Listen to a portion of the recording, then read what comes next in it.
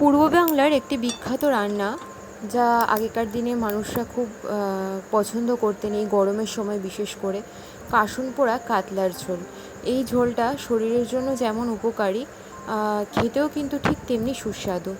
আপনারা বাড়িতে একবারও অবশ্যই ট্রাই করে দেখবেন। এমনিতেই এখন গরমটা পড়েছে খুব বেশি।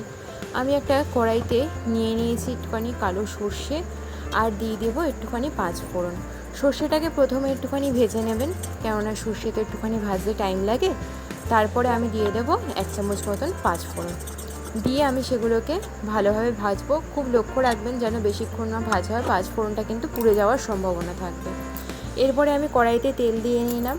আমি আগে না মাছগুলো ভেজে রেখেছিলাম, কেননা নয়তো ভিডিওগুলো অনেকটা বড় হয়ে যায়। মাছটাতে নুন হলুদ মাখিয়ে আমি মাছটাকে হালকা মতন ভেজে নিয়েছিলাম। এরপরে কড়াইটাতে একটুখানি আমি কালো জিরে ফোড়ন দিয়ে একটুখানি পেঁয়াজ ভেজে নিলাম, আর দিয়ে দিয়েছি 2টো কাঁচা লঙ্কা। তারপরে আলু দিয়েছি, আপনারা চাইলে আলু নাও দিতে পারেন। আলুটা দিয়ে খুব ভালোভাবে নেড়েচেড়ে হালকা ভেজে নিলাম।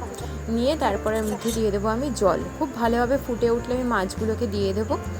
দিয়ে দেওয়ার পরে ঢাকা দিয়ে কতক্ষণ ফোটাবো। আলুটা প্রায় সেদ্ধ হয়ে গেলে আমি ওর মধ্যে দিয়ে দেবো সেই ভাজা মশলাটা আপনারা অবশ্যই শিলে বাটবেন। শিলে না বাটলে কিন্তু এই মশলার কিন্তু স্বাদ পাবেন না। আর দিয়ে দেবো একটুখানি ধনে পাতাটা আমি আগে দিয়েছি, আপনারা চাইলে পরে দিতে পারেন। কেমন লাগে জানাবেন। আবার আসবো একটা নতুন রেসিপি নিয়ে।